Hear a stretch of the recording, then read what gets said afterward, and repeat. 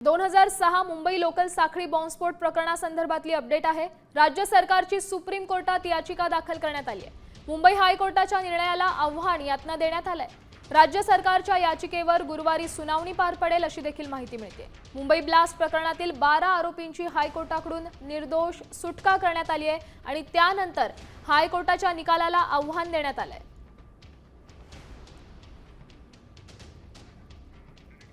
या संदर्भात अधिकची माहिती देण्यासाठी आपले प्रतिनिधी गणेश कवडे आपल्या सोबत फोन लाईन वरून जोडले गेलेत।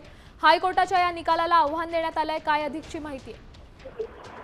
नक्कीच हायकोर्टाने जो निकाल दिला होता आणि त्यानंतर सर्वांना धक्का बसला होता आणि त्यानंतर सरकारने लगेचच आम्ही सुप्रीम कोर्टामध्ये या संदर्भामध्ये आहे ती याचिका दाखल करू अशा पद्धतीचं देखील सांगण्यात आलं होतं सूत्रांकडून।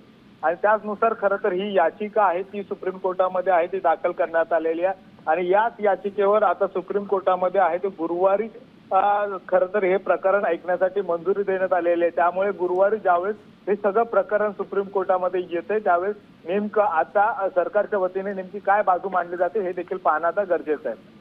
नक्कीच धन्यवाद दिलेल्या या सविस्तर अपडेटसाठी। आपण पाहू शकतो खरं तर मोठी अपडेट म्हणावी लागेल। सुप्रीम कोर्टात याचिका दाखल करण्यात आली आहे। हायकोर्टाच्या निकालाला आव्हान देणारी ही याचिका आहे।